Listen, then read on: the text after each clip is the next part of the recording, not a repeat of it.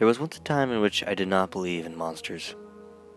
It was while I was a young adult, when I had decidedly grown up.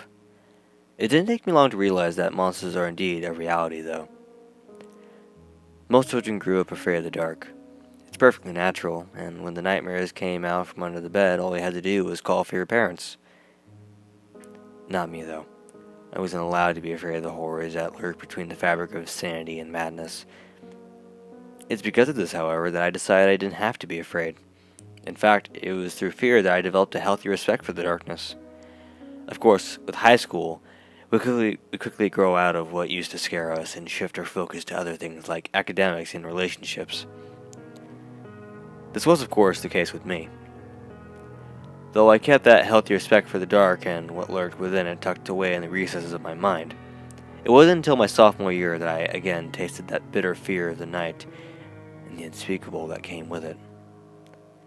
I'd stayed after school for something trivial, which I did often, and had decided to stay a little later to get some work done for a club meeting next day. I, of course, lost track of time and eventually fell asleep behind some bookshelves in the library. When I awoke, I found myself bathed in a darkness as thick as that behind my eyelids. This saved me only for a moment, and I soon began shuffling my way through the dark media center. I found the exit easy enough and made my way into the school lobby. The lobby itself was bathed in the unsettling red light of the exit arrows, and it was then I realized I had slipped far too late, and everyone was gone. I followed the exit sign to the school entrance, which, much to my inconvenience, was locked. I think what began to bother me first was the silence. It was indeed very quiet. It was in fact so quiet that the sound itself made my ears ring. It was that ringing that I wanted to get away from, and the unnerving silence causing it. So I began searching for an unlocked door, or maybe a janitor who had stayed later than necessary. When it became clear that no doors were unlocked and nobody was about either, I began to just walk around aimlessly. That was until I finally did find someone. This was much to my misfortune, as you can probably guess based on the series of events that I previously recalled to you. I made the mistake of calling out to whoever it may have been. A figure hunched over in front of a water fountain, making unsavory slurping noises. It appeared to be an elderly woman, dressed in a wool cowl, though it was too dark for me to tell for certain.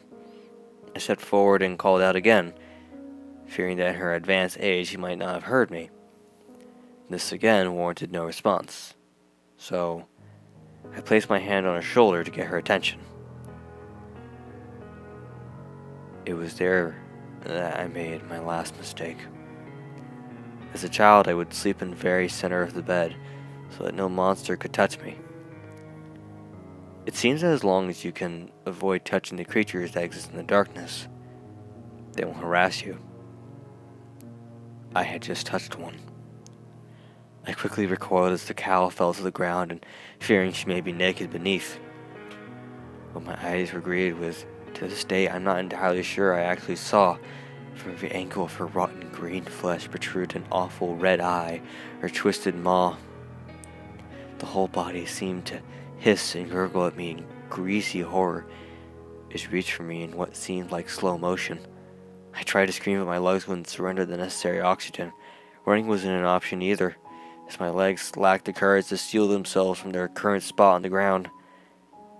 With no options left and what seemed to be my doom hissing ever so near, I was left with no other choice than to black out, and so I did. I awoke the next day, with several administrators hovering over me, as well as a paramedic. I dared not recall my terrible experience the night before. For myself, wasn't sure if it had even happened. So now, I am certain that it did.